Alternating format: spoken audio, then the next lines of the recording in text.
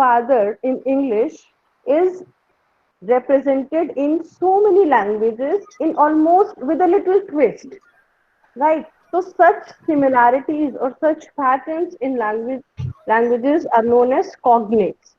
For instance, you can see that English and Gothic, father and father, but the spelling is different, right? So this is how we can see that from Sanskrit Pita to English father, how the language has evolved.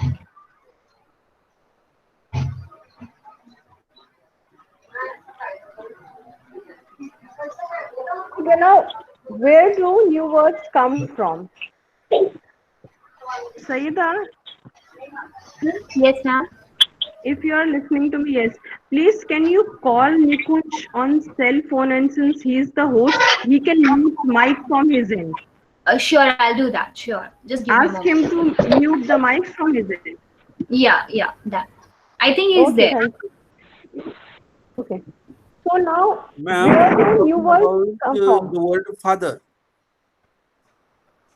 Sorry, Ma'am, you were talking right, about the word father. right. Continue with that. Yeah, please, whatever your suggestions or questions are, don't ask in between. Please put them in comment or chat box. I will get back to all your queries later.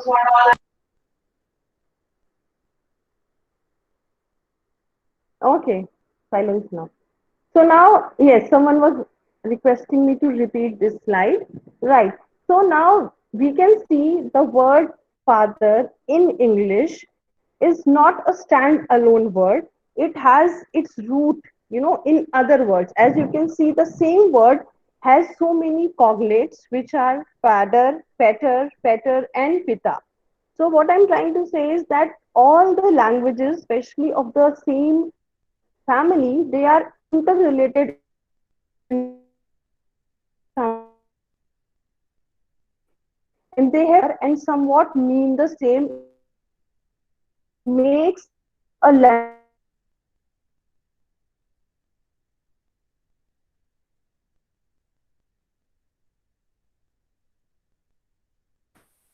of Ma'am, your voice is breaking. We can't hear you.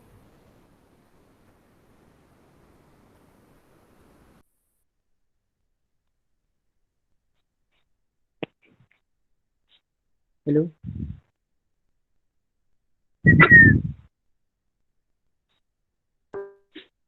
or change the meaning of the words altogether, right? Okay.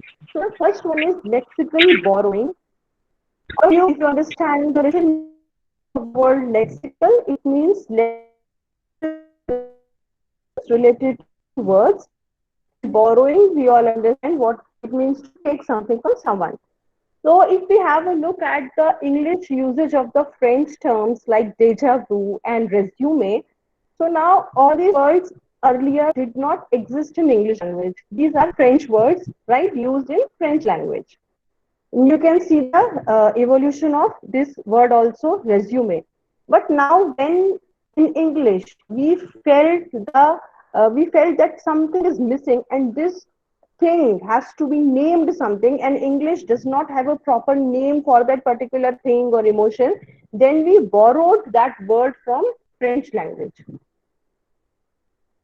So lexical borrowing is basically a process in which a word from one language is adapted for use in another language. And in this case, we are talking about English and French. English has borrowed from more than 120 languages. French is just one of them. Okay, now let us do a small interesting activity. You don't have to reply. You don't have to switch on your mics. All you have to do is there is a list of words that you can see on your screen, right? So please identify the words that you might think have originated from Hindi, Sanskrit, or Urdu and now have been included in English language. And you can also try to guess the root word of it. So just I'll give you say 5 seconds to have a look and try to figure out. Does something come to your mind? If you want, you can register your responses on the chat box. Ma'am, please share your screen. Sorry. Everybody's messaging that you please share your screen. I'm already sharing the screen. Sayeda, is my screen visible? It is visible also, not visible also. Actually, some people are facing issues because your face is being seen and the screen is not being seen. Okay, okay. Oh, sorry. I So thought there are, your face is you being find seen. two Ankita Khanna in the chat list. But then I thought that you need to share your content. No, no, no. I request Satya Sehma to please stop presenting.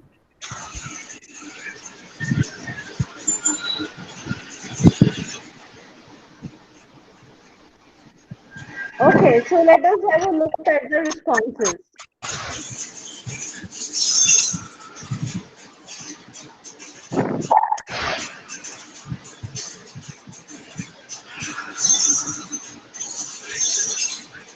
You can have a look at the responses on your screen.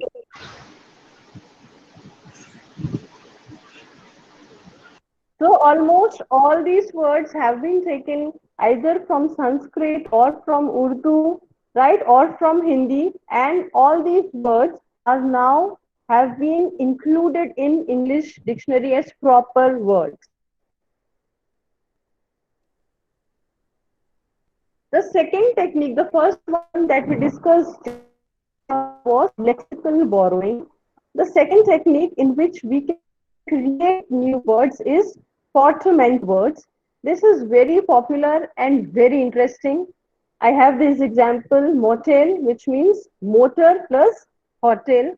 But then this is nowadays, this is not only, limited to objects. People are also naming people Virushka, right, and so many other such combinations.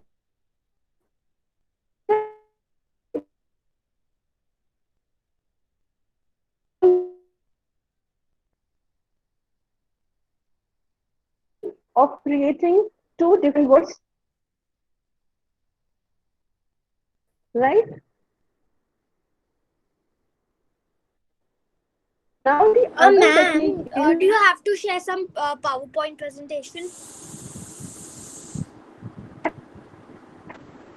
Ma'am, do you have to share some PowerPoint presentation?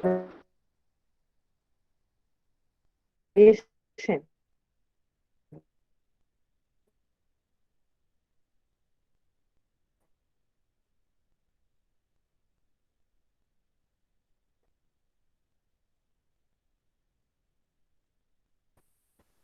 There are in the chat list, you will see that there are It's two not Ankita audible to me. Khannas. I request the participants to click on the name and you will find a pin shape. Please click on that pin and you will be able to see the screen.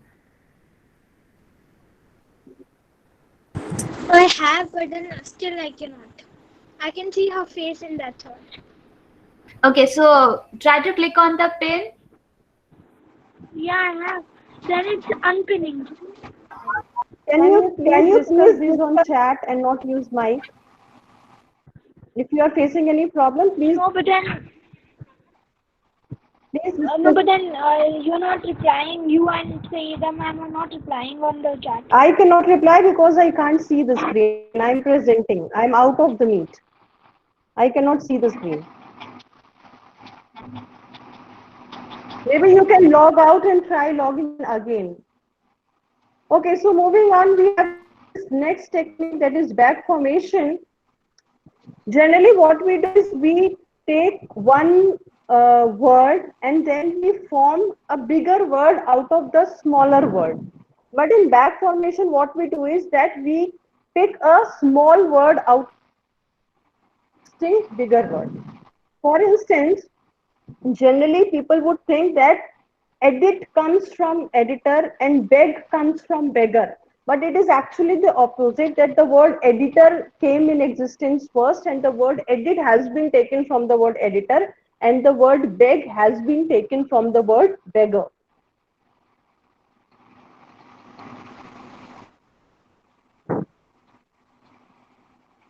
And the next one is semantic change, right?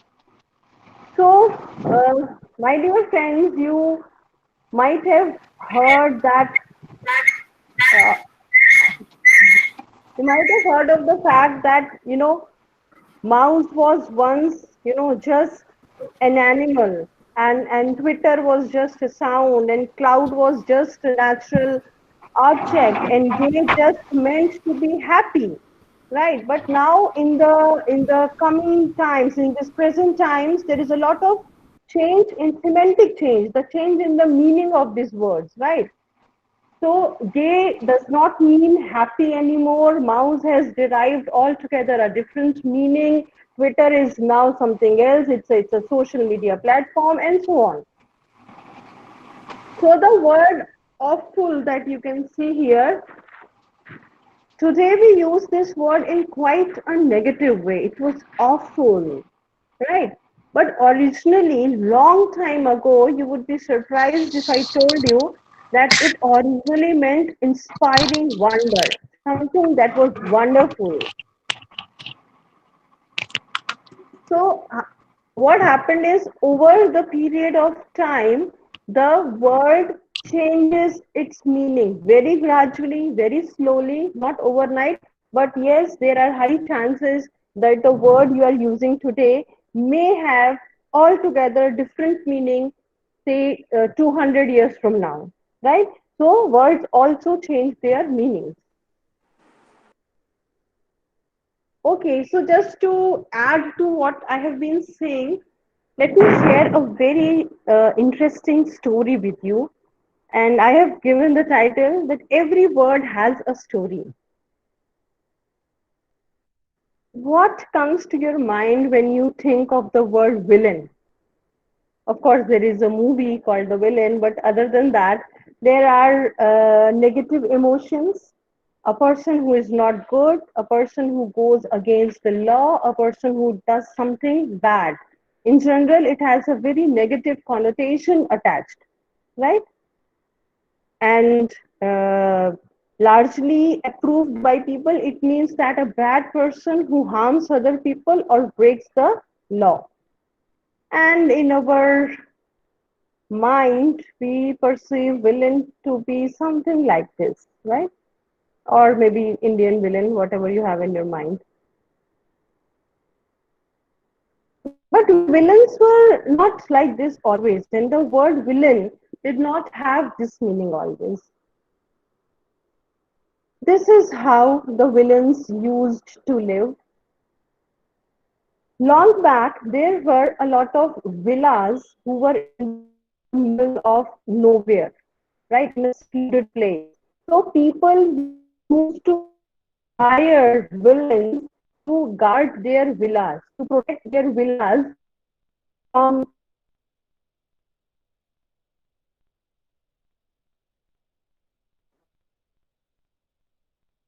from robbers or from any other calamity. So basically, villains were about breaking the law. The only thing is that they did have weapons in their hands because they had to protect the villa. Now, in today's world, villain is a wicked person, whether in fact or even in fiction. But back in 1300s, villain was described as a low-born rustic and which had nothing to do with any kind of bad deed.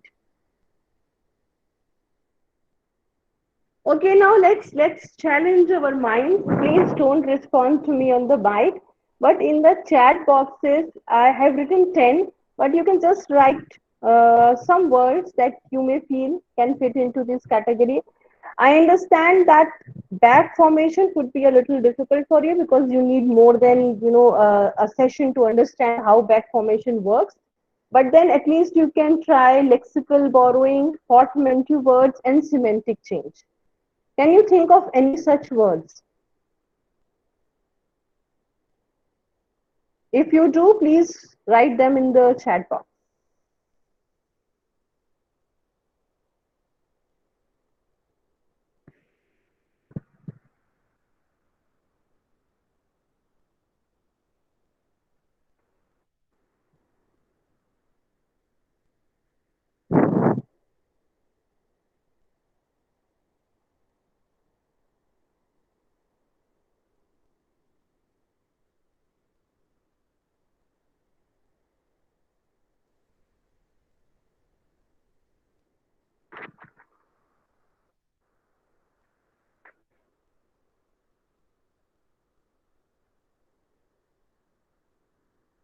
Okay, I can see chutney, brunch.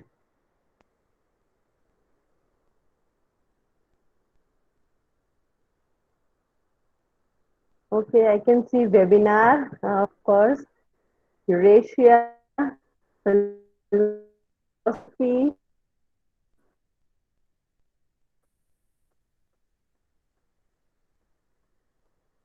Okay, any other words?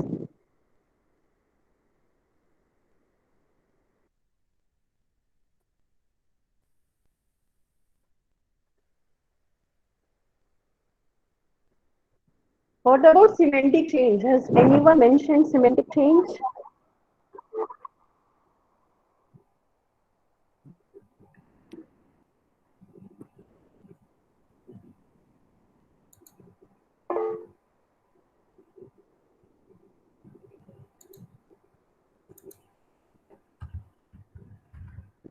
Okay,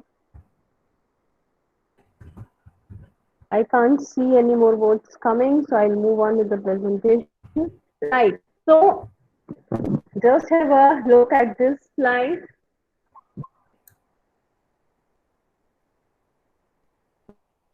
In the lexical borrowing, the word star has been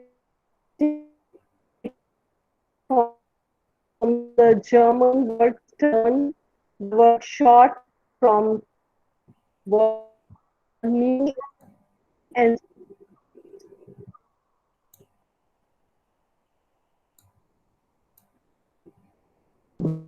automatic words I think are comparatively easier to the meaning of the words virus,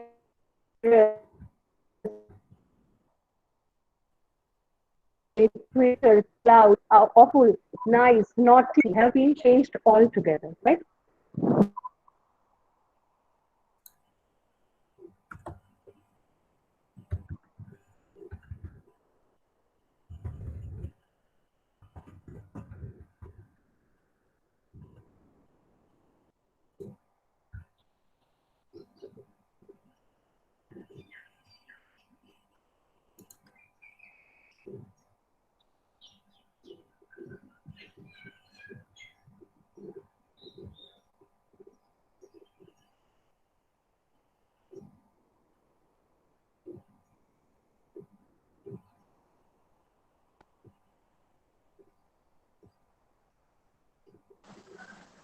Uh,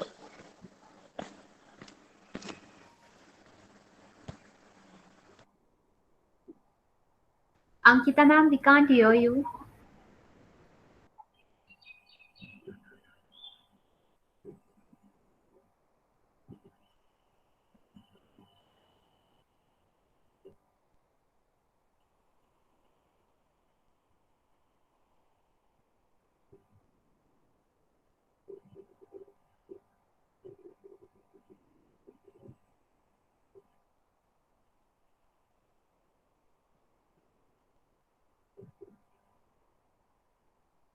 I request everyone to please be patient. I think so there's some network issue. She'll be back. Request everyone to cooperate. yes, ma'am. Thank you. Okay, ma'am.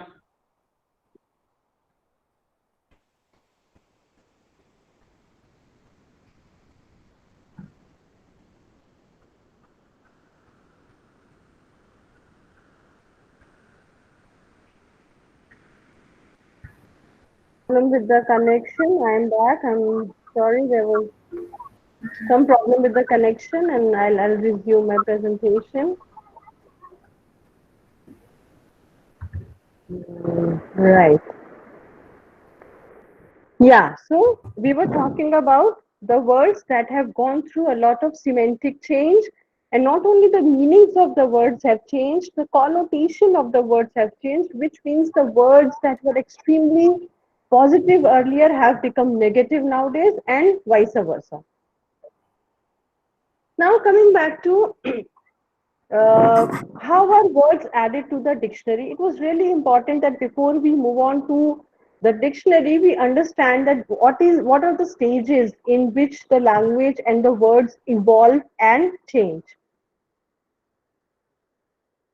And when we talk about dictionary, it is also very important that we understand the differences between OED and ODO.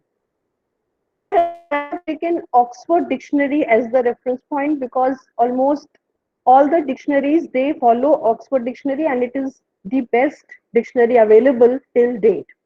So I'm talking specifically about Oxford Dictionary here. The OED and ODO versions of dictionaries are very different. They are very different in themselves, and one must not use them interchangeably. The ODO, which is the online version, OED is the online version. The OED focuses on the meaning of the words, which is more contemporary in nature, which is illustrated by the set of quotations spanning perhaps from many centuries, but now the usage of the word is particularly being increased, right? And the ODO, that is Oxford Dictionary, it focuses on the uh, current language and the practical usage of the language.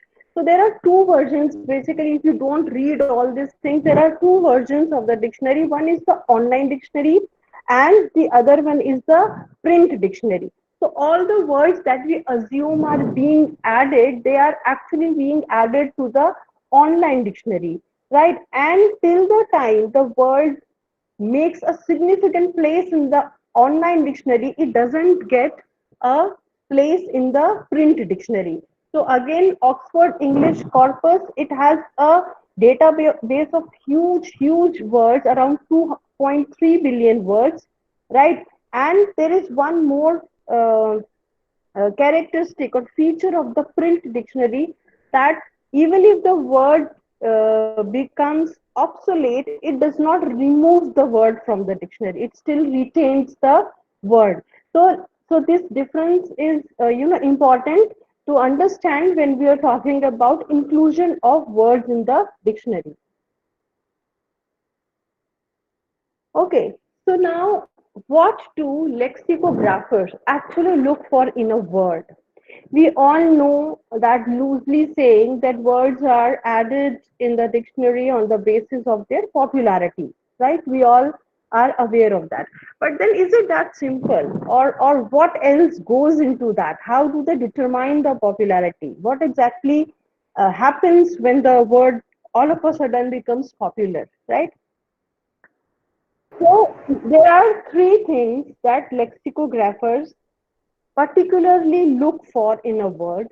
The number one, the word has to be used all over places. It should not have been restricted only to one country, one region, one community, one group of people demographically. It should be used all over the places.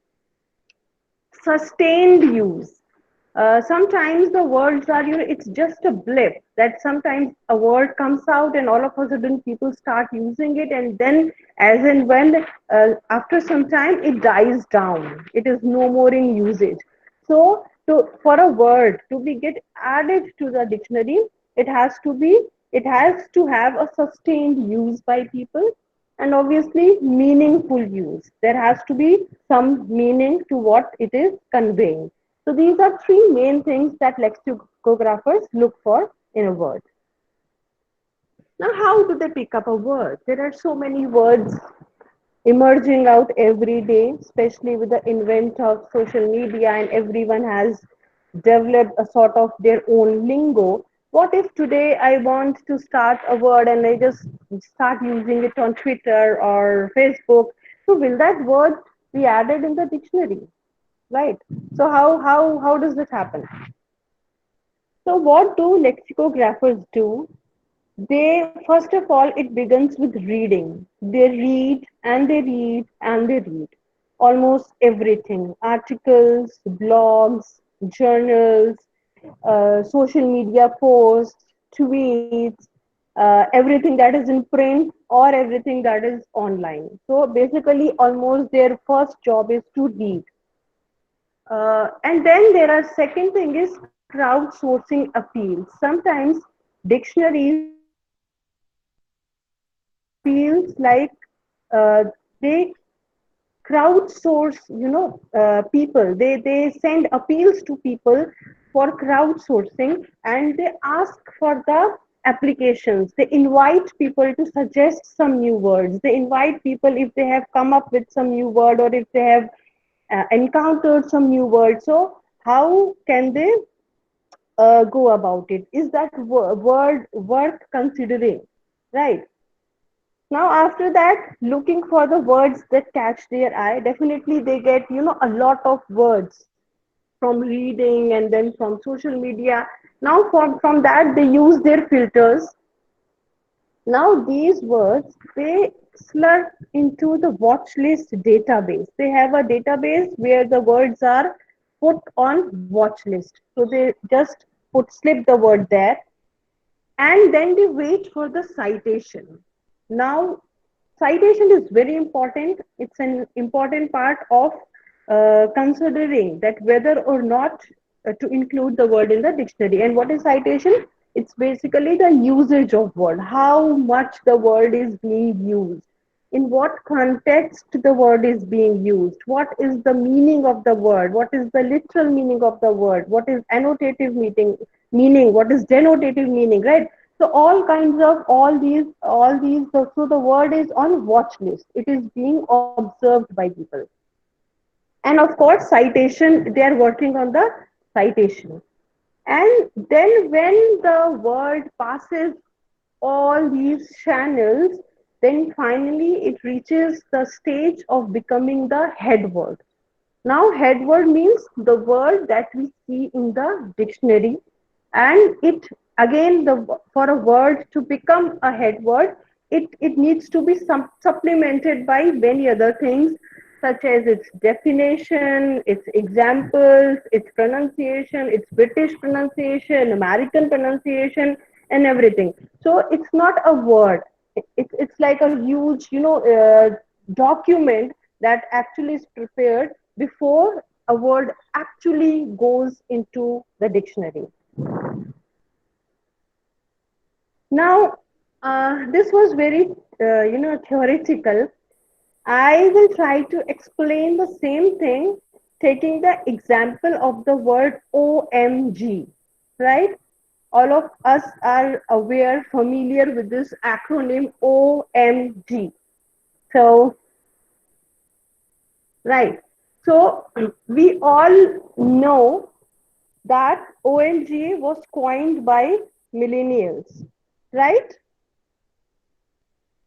Wrong. The word OMG was not coined by millennials, or it is not a new word at all.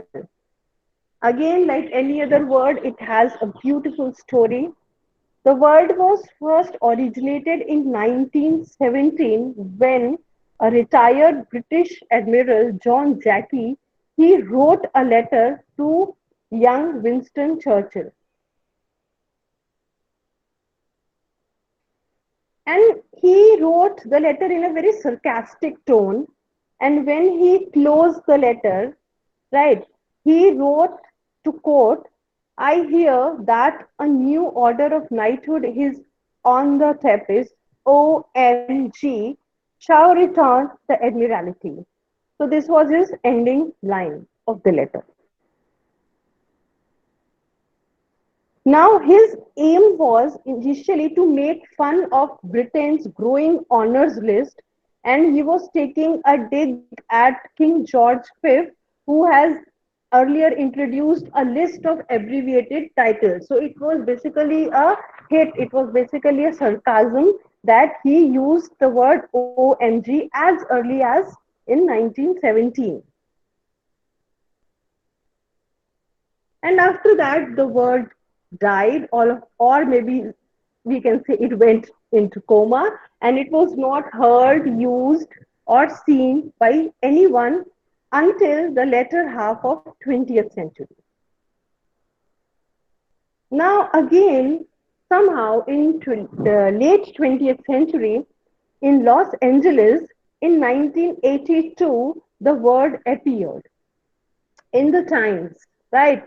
And it says we spotted some marked ONG tangelus about the biggest we have screened. Out of the blue, a newspaper uses this word, and no one has idea about what's happening.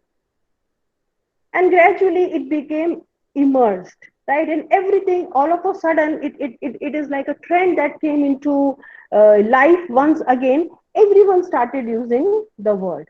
It was there on the forums, it was there on the feeds, it was there in the magazines, it was there in the glossaries, it was there on the blogs, it was there on tweets, it was everywhere.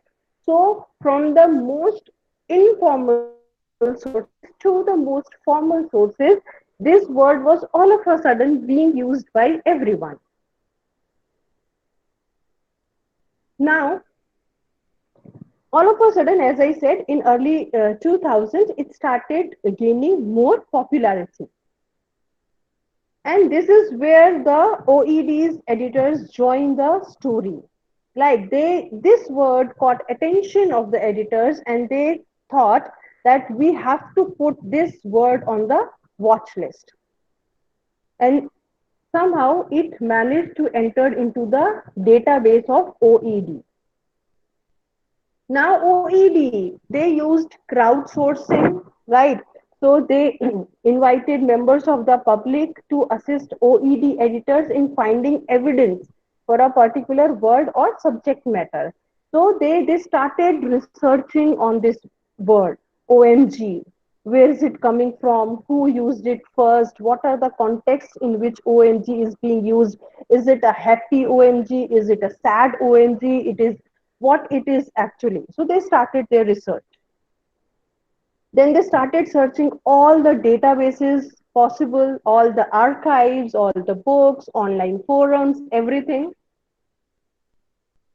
And then with all this, when this background work was done, this word was assigned to an editor to be further researched. When the authenticity of the word was guaranteed by the database people, then it was forwarded to the editor so that he or she can look into the further meaning of the word. Now editors begin to review the evidence gathered so far from the database people, and they started searching that when and how a word was first used. Is it really a contemporary word? And then they checked whether the information is accurate in terms of head word, in terms of pronunciation, forms, etymology, definition, and quotation, right? So once an entry has been approved by the chief and deputy chief editors, now it can take its place in the OED. So after the database research, it was shifted to the editor's research, and once the editor gave it a pass, then it went to the chief and deputy chief editor, right?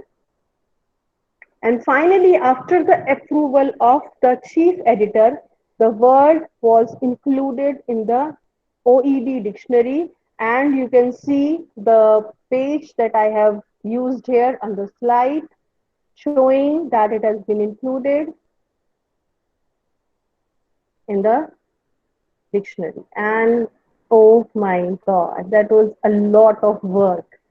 That was a lot of work to be done for one word. A lot of research, a lot of efforts, energy, human resources, and manpower.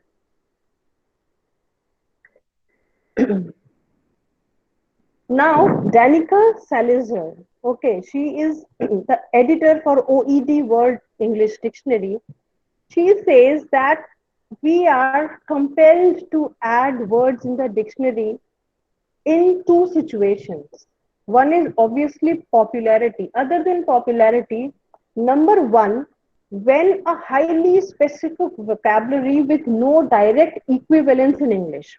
When there is a word that exists in Hindi but there is no equivalent of that word in English. It is not available. For instance, the word karma.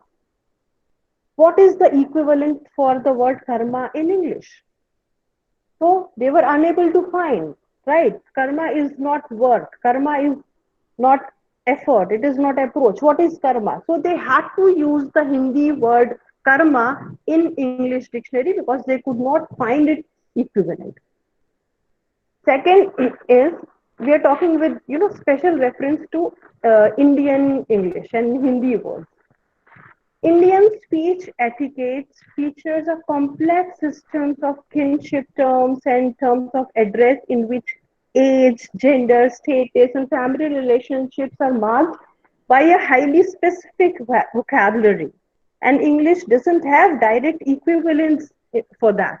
For instance, in English, uncle is an uncle. But in Hindi, we have chacha, we have mama, we have tau, we have, so many very relationship specific words, right? So sometimes in order to accommodate very specific needs of the language, the words are accommodated. More so case in Hindi.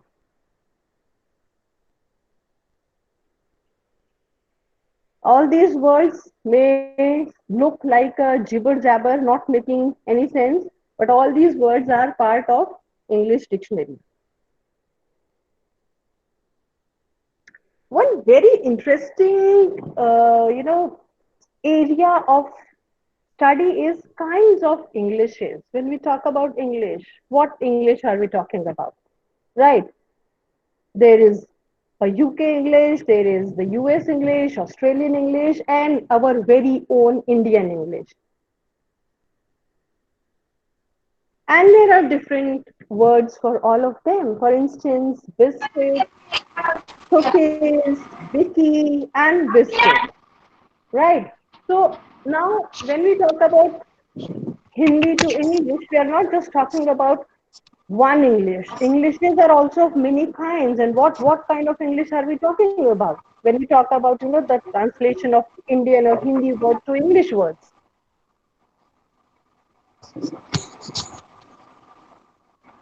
Okay, now have a look at all these words on your screen. Time pass, weightage, natak, chup, dadagiri, and jugaad.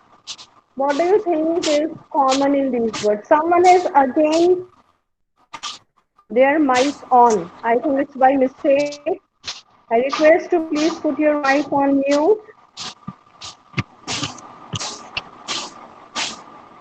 Okay, so all these words that you can see on the screen is that they all are Indian English. They all are Indian words that have been included in English dictionary.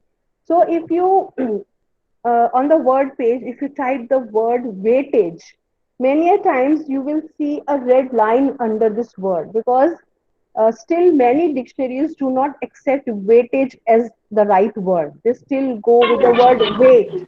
Right, so weightage again is an Indian English which has been accepted by many dictionaries and so for many other words.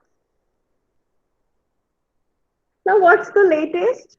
We still don't have any news about 2020. The latest edition was supposed to be released in January 2020, but we don't have any updates on that.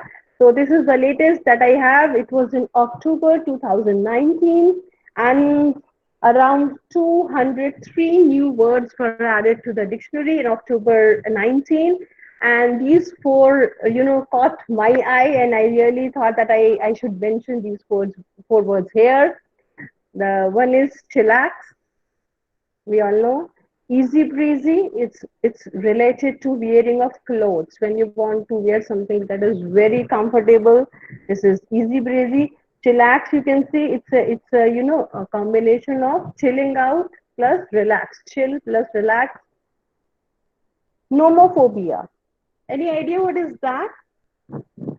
Nomophobia is the phobia or the fear of not having your cell phone around.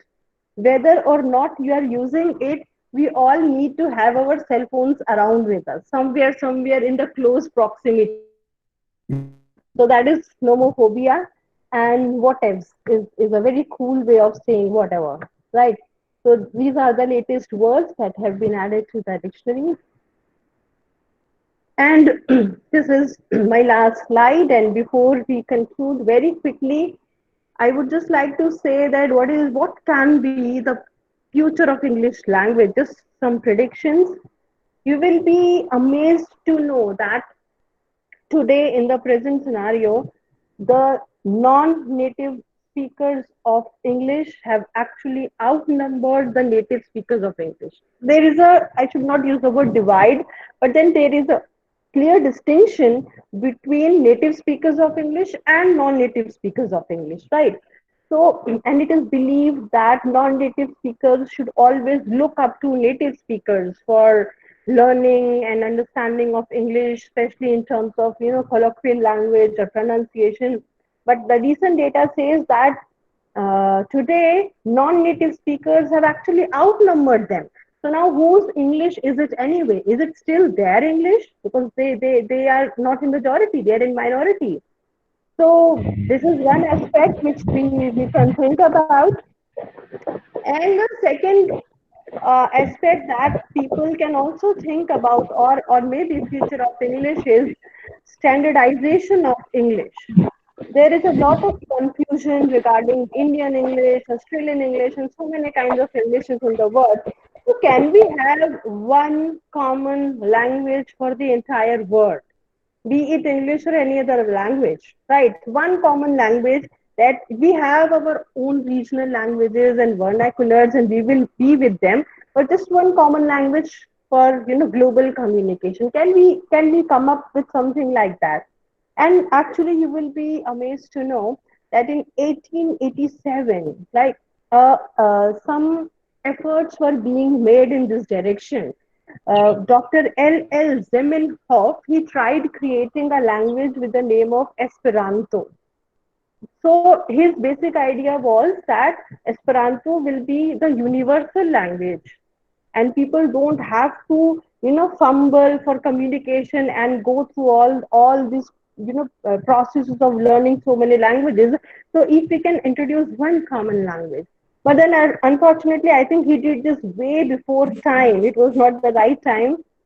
If someone can think of this today in this age, maybe it can be a success, but then it could not be successful at that time. So roughly speaking, this is about how language may become in future, and what has been happened since now so far. So thank you. With this, I end my presentation here. And yes. Thank you very much, Ankita ma'am. Now, I would request participants to please post your questions in the chat box so that we can take it one by one. Right. I request you to write your questions in the chat box. Wonderful session it was, Ankita ma'am. Thank you so much. All right. So can we have some questions, please?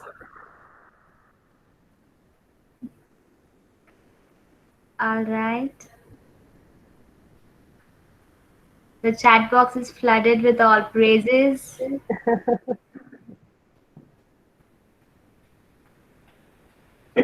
Right. Participants, if you have any questions, you can feel free to ask. Okay, so we have one question. How many families of language are there? Okay, as I showed you in the previous slide, where I was trying to show you the flow of English language as a journey, right? So you could see that I was talking just about one particular flow, that was English language, but then there are many other such groups and such families, and I think there are around 8 such families, and all families have their different members. So why exactly have we bifurcated the languages into families? There are many reasons. It is a complete study in itself. But then the one main area is that one main consideration is that it is easier to learn the languages of the same group, right? So Okay. if you pick the languages from the same group as a second language learner, it would be easier for you to have a grasp on the language. All right. We have one more question. Can you explain about Proto-Indo-European family? Uh, I think I can explain very briefly, but if I get into detail, it will take like another 30 minutes to explain that. It's a complete topic in itself. But Okay. yes, it emerged long back. It started with, a group of people living together, and then they got separated for livelihood reasons, and they ventured out to different parts of Europe. And then, since of course the communication was not, as fluent as we have nowadays, so the people, they started interacting in their own smaller group. Right. So all of these groups eventually they came up with their own new language, although they belong to the same family. But due to this division of due to livelihood, they all came up with their own separate languages, and this is how this entire framework works. Okay. Next question, ma'am. What was the last word included in the dictionary? Okay, that was the last slide that I shared with you. The four words as recent as October 2019. The word chillax and the other three words these are the last words, and not any particular word is last. These are the group of words that were added last to the dictionary. Okay, so we have a comment from a participant named Jay Jivani. Thanks for the lecture, ma'am. You talked about taking native example Hindi word karma in English dictionary. Does the same happen from English to Hindi? Words like example webinar, lesbian, etc. Of course. See, we are using so many English words. For instance, the word train, railways, train, right? Do we have any Hindi? We do call it Lopat Gamini, right? Technically speaking, but do we actually use Lopat Gamini? We use train, right? So the languages are all the languages. I was talking specifically about English, but yes, then English is borrowing from Hindi, Hindi is borrowing from English, and so are all other languages. Okay, so we have one more question. How many times a word should be cited to add in the dictionary? Oh, that's a very difficult question for me, because it I think it doesn't have any particular number. The citation, it works differently from word to word. But the only point that is taken into consideration is that it is still in use. It has sustained its meaning, and it is still working. It is still being used by people. And yes, then there has to be a certain number of citations, and they are taken into account not only for a period of time, also in continuation. All right, ma'am, we also have one question. How to identify the origin of the word? Is there any trick to identify the words? Um, I can't say that there is any trick to identify the word. It comes basically from reading and having knowledge. For instance, if you have knowledge of both Hindi and English, so when you see the particular word in English, you will be able to identify that this word is from Hindi. As the same is applicable for French. Maybe Okay. maybe for years you have been using the word resume, but you were never aware that this word comes from French because you don't know French language. True, true. All right. So, Ma'am, one more question for you. Can we accept English as vernacular language for teaching purpose in rural colleges? can you please repeat the question? Can we Can accept? we can we accept English as vernacular language for teaching purpose in rural colleges? Okay. So what I think the question is that can we use English, only English as a language for teaching purposes in rural areas, right? Yeah. Because vernacular is something that that you cannot change. You have your vernacular language whether you use it or not. So when it comes to English language classes, suppose I so request the participants to please mute their microphone as there's a lot of disturbance going on. Thank you very much. okay, so when you are teaching in a say maths class or a geography class, right? So it makes a little sense that you deviate from language and you may include, vernacular words, because in those subjects understanding is more important. Students need to have understanding of what you're saying.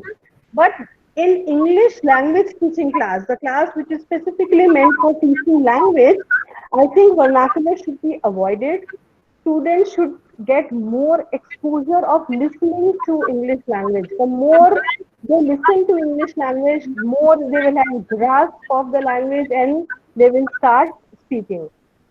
Okay.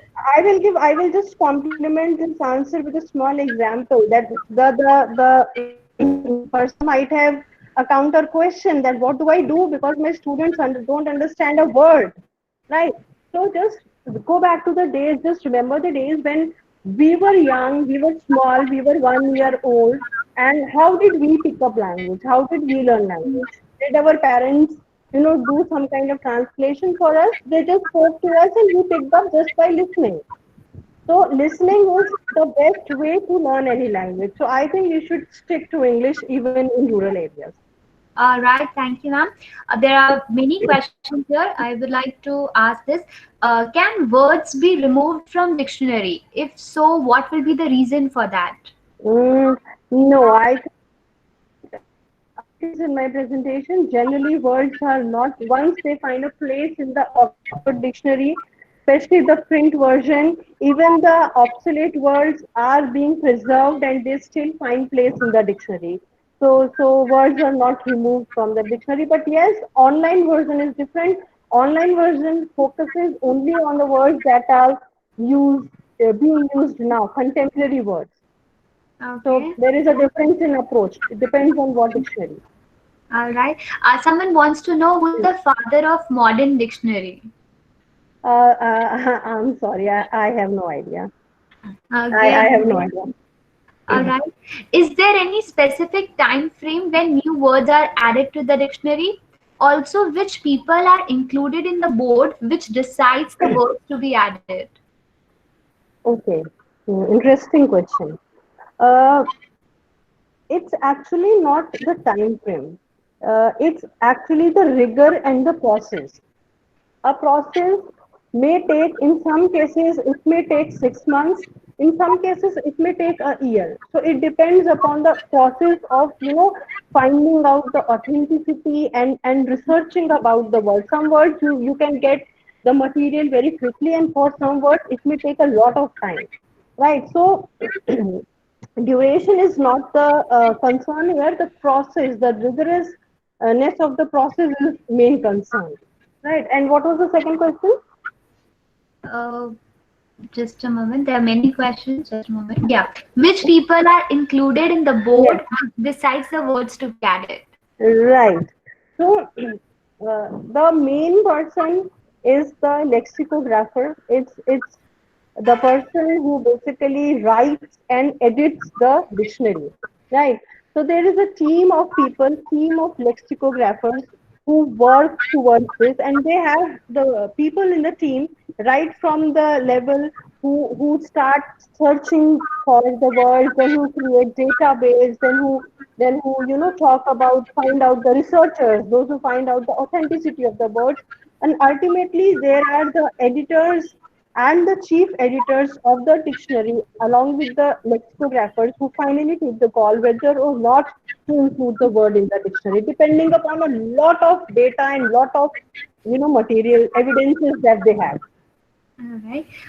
One more question. How words are getting included in OED, which means from any other language or English alone?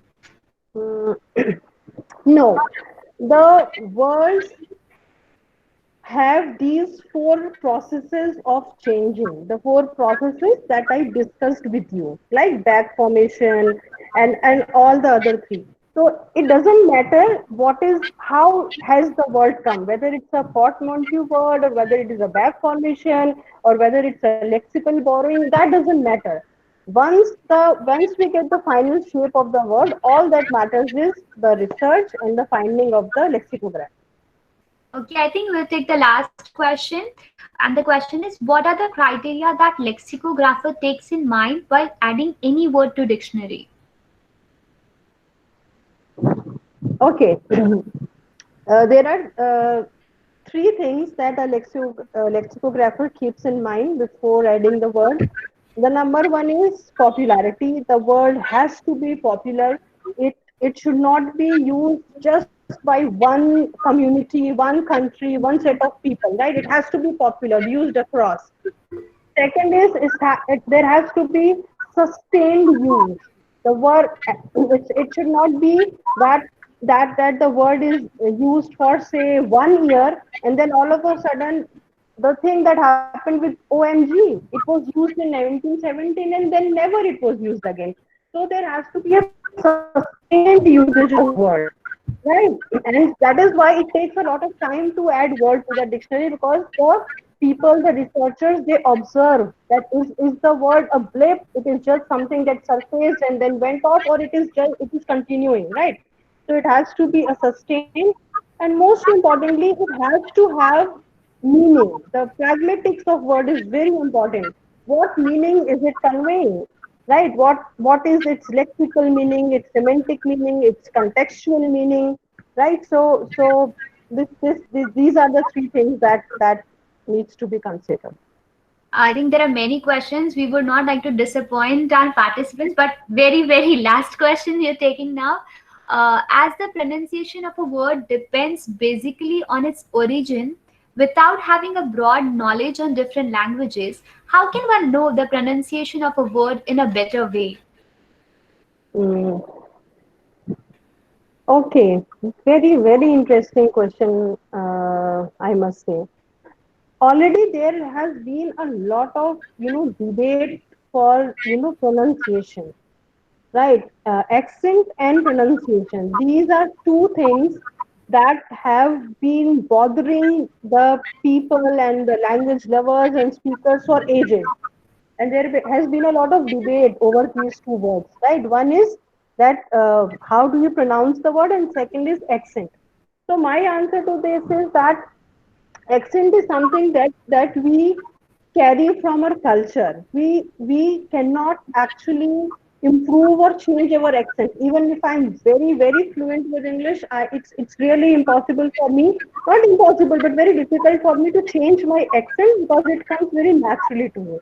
But when it comes to pronunciation is something that includes the word stress, that includes the correct pronunciation, and it may change the meaning of the word altogether. So pronunciation is definitely important, and we cannot compromise on pronunciation, although we can compromise on the accent. Coming back to your question, that how can we identify pronunciation? My dear friend, there is no simple trick to pronounce a word correctly without listening to it or without looking at the transcription in dictionary. All the dictionaries, if you see, they come with phonetic transcription, where the word is divided into syllables so that you can actually read it, right? So, unless you have heard the word properly or unless you have seen the word written in phonetic transcription, there are high chances that you might end up pronouncing the word incorrectly. All right. Thank you very much, ma'am. I'm really sorry to tell the participants that we'll have to stop here because others might be having different commitments, right? So we won't be able to take up more questions. And I would like to thank Dr. Ankita Khanna, ma'am, for delivering such a wonderful session. I'm pretty sure all of you must have gained good insights. And if you can see us, can we all snap our fingers and appreciate Ankita, ma'am, for such a nice session? Thank you so much, Saida. And to all the participants here, if any one of you is interested in, genuine research, or you want to connect with me with your questions, I'm really sorry that I couldn't answer all the questions. Please do write to me on my email, and as far as possible, I'll try to respond to all your questions. All right. Thank you very much, Ankita ma'am. Thank you, organizers, and thank you, PV Savan University. And most importantly, thank you, audience. You all were amazing. Okay. So here we would like to disconnect. Stay home and stay safe, everyone. Have a fantastic weekend ahead. Bye bye. Bye bye. Yeah.